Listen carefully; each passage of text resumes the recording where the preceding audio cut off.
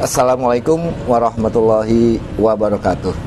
Assalamualaikum warahmatullahi Grossaver, majalah Gross Digital resmi kembali mengudara, dan seperti wawancara-wawancara sebelumnya, narasumber di depan Gross TV ini mungkin lo lagi. Ya, kenapa? Kembali saya Gross TV sampaikan bahwa Gross TV terbuka dan siap untuk mewawancarai siapapun yang berkenan.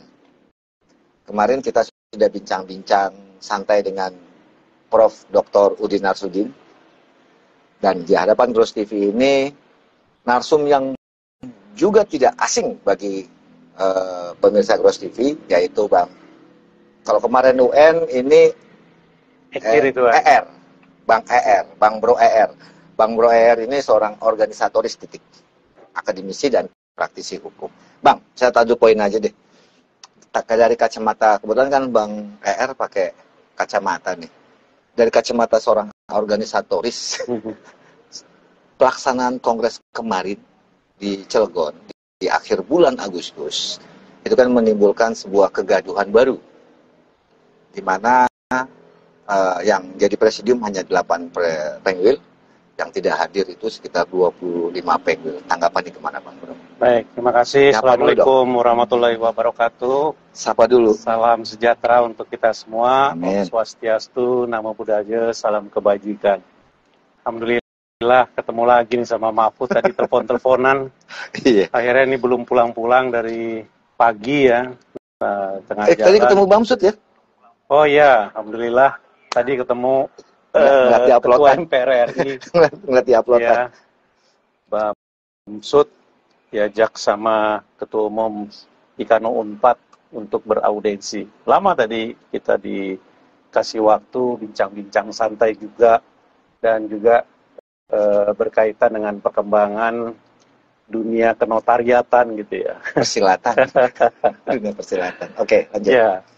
Dan hari ini kembali ketemu Mahfud. Bro Ya. Mahfud. Bukan provokator ya? Ya.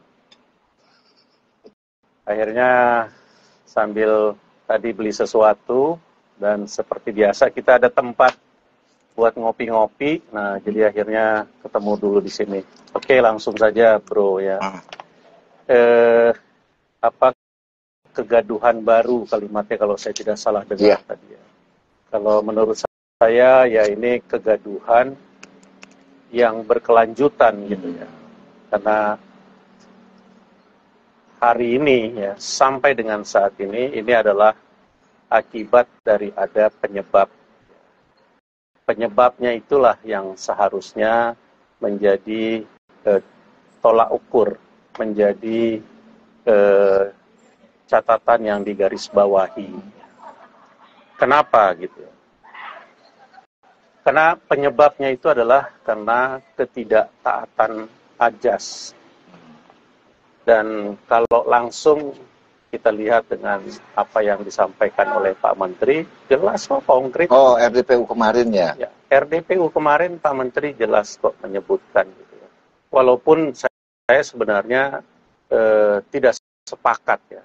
Pak Menteri kan menyebut, kami sudah buat surat tertanggal 18 Agustus yang lalu. Ya, betul. Meminta penyelenggaraan itu dilakukan secara bersama. Ya. Tetapi ini juga sudah di luar batas kewenangan secara institusionalnya di rumah tangga Ikatan Notaris Indonesia. Acuan kita itu tetap harus anggaran dasar, anggaran rumah tangga, dan keputusan Kongres. Itu acuan utama kita. Gitu. Karena kalau seperti yang disampaikan oleh Pak Menteri ya, belum ada aturan yang dibuat oleh kementerian yang menyatakan secara tegas bahwa kementerian adalah pembina organisasi IN. Walaupun pasalnya sudah ada, ayatnya, sorry. Di pasal 82 Undang-Undang Jabatan Notaris, ya, UU-JNP itu, ya, 2014, sebagaimana perubahan 30 2004, ya. Tetapi ayat 5 secara khusus ya, pembinaan dan seterusnya ya kan, Dan itu bentuknya adalah peraturan menteri. Permen, oke. Sekarang pertanyaannya, apakah sudah ada permen tentang pembinaan organisasi? Ini berbeda dengan pasal 67 UU JNP. Ya. Pasal 67 itu selaku pembina, ya, jadi menteri, ya, kemudian dengan dibentuknya majelis pengawas, itu terhadap jabatan, gitu loh. Ya. Jabatan notaris. Kalau pasal 82 itu mengatur tentang organisasi. Nah, Ya. sebenarnya kalau yang paling baik menurut saya dengan kekisruhan yang terjadi itu dari akhir tahun lalu, ya, akhir tahun lalu itu harusnya sudah dibuat Permenkumham yang berkaitan dengan pasal 82 ayat 5 UU JNP itu. Tapi kan sampai hari ini kan tidak ada. Nggak ada. Artinya apa? Kembali ke ayat 1, ayat 2, ayat 3, ya, yang berkaitan dengan kemandirian organisasi. Ya kan? Nah, jadi tetap harus ada anggaran dasar dan anggaran rumah tangga. Ya itulah yang harusnya kita pegang. Nah, saya yakin ya, kawan-kawan itu bukannya tidak tahu, pasti paham. Kewenangan bertindak, periodisasi, nggak mungkin nggak tahu. Karena ini adalah rutinitas kita, pekerjaan kita gitu kan. Berkali-kali juga Prof. Widi, ya, Prof. Udin juga menyampaikan tentang batas waktu, ya, periodisasi itu membatasi sesuatu. Tetapi kalau kemudian personal yang ada di dalam itu sudah melampaui batas waktu, kan ada mekanisme lain. Dan ini juga sangat sederhana, bro. Dan itu tidak dilakukan. Ya, misalnya ya, kita mulai dari awal. Dari mana sih kekacaubalauan ini diawali? Ya. Kekacaubalauan ini ya diawali itu pada saat dilaksanakan RP3YD, ya, di Batu Malang bulan November tahun 2021. Ya, saya hafal itu.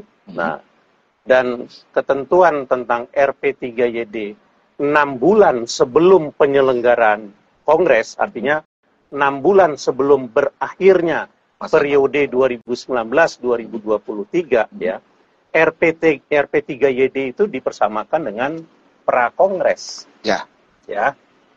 Oke, misalnya ya, di 2020 kita ada COVID, ya. Nah, ada masalah yang besar gitu kan. Nah, tapi 2021 itu kan sudah mulai menurun. Nah, kalaupun tetap itu dilaksanakan RP3YD, seharusnya sebelum atau pada saat itu, di sanalah dimintai. Karena di situ kan kewenangan bertindaknya itu, walaupun mekanismenya tidak, ya, tetapi pada saat itu sudah diberikan penjelasan, ya, kemudian dimintakan, ya, persetujuan kepada para peserta RP3YD yang terdiri dari seluruh pengurus pusat, perwakilan Pengwil, perwakilan Pengda-Pengda se-Indonesia, DKD, DKW, dan DKP. Nah, itu sudah forum yang cukup strategis untuk menyampaikan bahwa kami tidak mungkin melaksanakan kongres karena kan pada saat itu kan RP3YD, ya kan? Nah, jadi harus mereka sampaikan. Kami mohon maaf, ya, harusnya ini adalah prakongres. Tetapi karena lain dan satu hal, saya yakin ya kawan-kawan notaris itu punya hati, ya, punya solidaritas, pemahaman.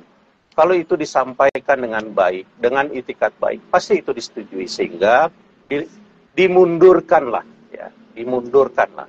Walaupun saya juga tahu ada salah satu putusan dari Kongres 2019 di Makassar tentang penyempurnaan anggaran dasar, ya.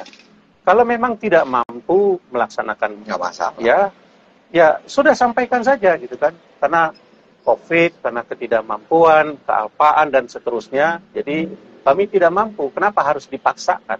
Karena dari awal juga saya sampaikan, berorganisasi ini